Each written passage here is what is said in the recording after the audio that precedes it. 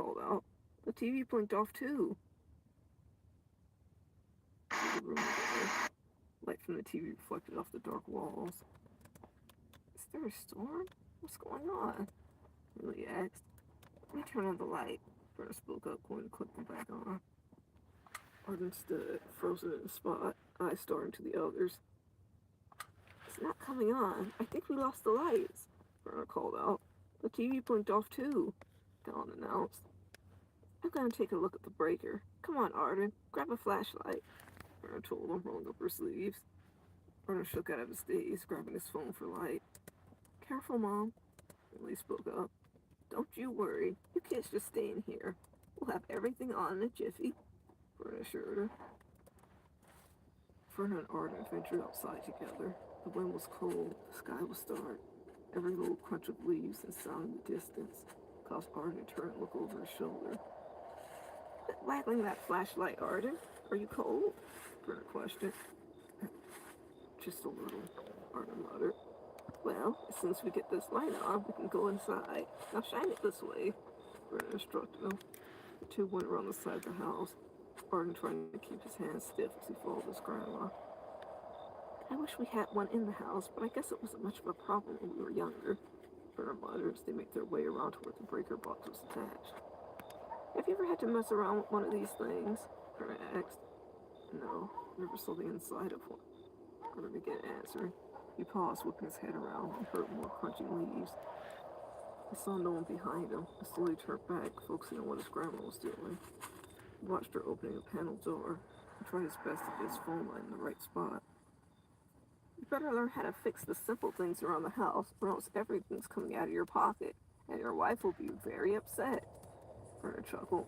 She looked back with a smirk, seeing the discomfort on Arden's face. Oh, don't tell me to girlfriend yet. Your brother never even went through the girls or gross phase, she giggled again, turning the switch off. No girlfriend. I've been busy, Arden mumbled. Well, better clear up your schedule soon. You and your grandpa Stetson went steady when we were around your age. He was a charming fellow. Never made me come out here to do these things, Verna told him. She waited for a moment. Wind whistling sent shivers up Arden's spine. He turned again, eyes darting in the dark. The way things went off put him on alert. But then again, this was something that normally happened, right? Maybe he was being too... Arden jumped, and he felt a hand on him. Calm down, dear. Why are you so jumpy? Verna asked, frowning. I, I, I thought I heard something. Arden stuttered out.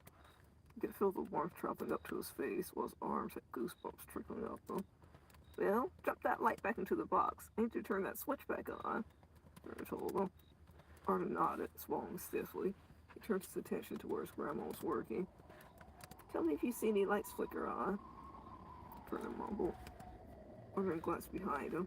There was a curtain where it came from. The curtains were open. He guessed he'd see something.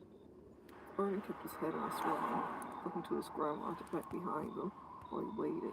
He replayed the things he and Gallon argued about. This gross feeling that flooded to him now, after pushing his best friend, about how stupid he looked trying to explain what he'd done, desperately hoping Gallon remembered the times he got him involved in reading his book. Back then, he thought Gallon believed in the spirits among them too. But it was clear that the pitying look he gave him. Gallon never believed in those things. He just didn't want Arden to be all alone. Arden sighed softly. He wished he'd never said anything to him. He should have just listened to the issues Gallon talked about, and at least tried to help. Now, he wasn't sure if Gallon would even accept it, even if he offered. Arden's running train of thoughts were interrupted with the sound of crunching leaves that abruptly paused.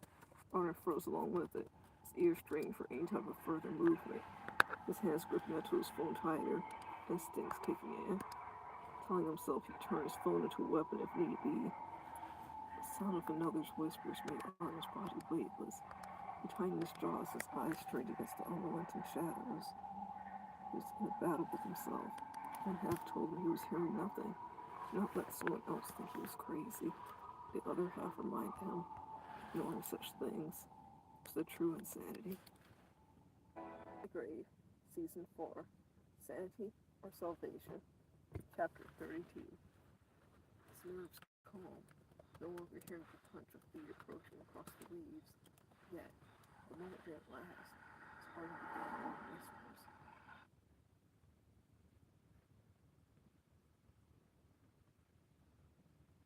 The voices barely dancing with the sound of the wind, increasing its intensity.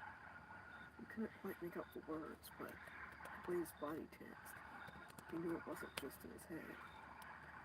Arden's body jerked with a shudder when he saw it, the long, claw-like fingers quickly around the corner of the house, and a head attached to a loose neck peeking around at him. He repeated those words, broken English, mixed into hollow screeches. Arden dropped his phone. Just a glimpse and his body went into panic. He looked down, briefly at his family falling, but cursed himself for doing so. He quickly looked back up, watching for the threat, but no longer did it allow itself visible. A hand gripped Arden's shoulder. The scream was trapped in his throat, but memories of the last encounter took over. If he didn't move, if he didn't fight, he would be engulfed. Arden shook, roughly pushing backwards. He put trust into his jellyfied legs and ran forward in frenzy. Ow! A shrill scream sent his nerves ablaze. Was he surrounded? Arden! The voice was familiar. Arden felt his heart shaking his chest. He took in deep puffs of the cold night air. He desperately tried to focus. He turned to where his phone sat, giving a bit of light in the harsh darkness. Grandma? Arden breathed out. Arden was lying awkwardly on the unforgiving ground. Or he could tell, as he was cautiously approaching her. It was an expression he hadn't seen on her face often. Her nose and brow scrunched, and in between her own pain breathing, she was gritting her teeth. Grandma, are you okay? Arden ventured. Hear the shake in his own voice. Didn't, couldn't have, the tormenting questions. Arden moved to sit up, struggled back into her position. Go get your mother, Arden told him, sternly.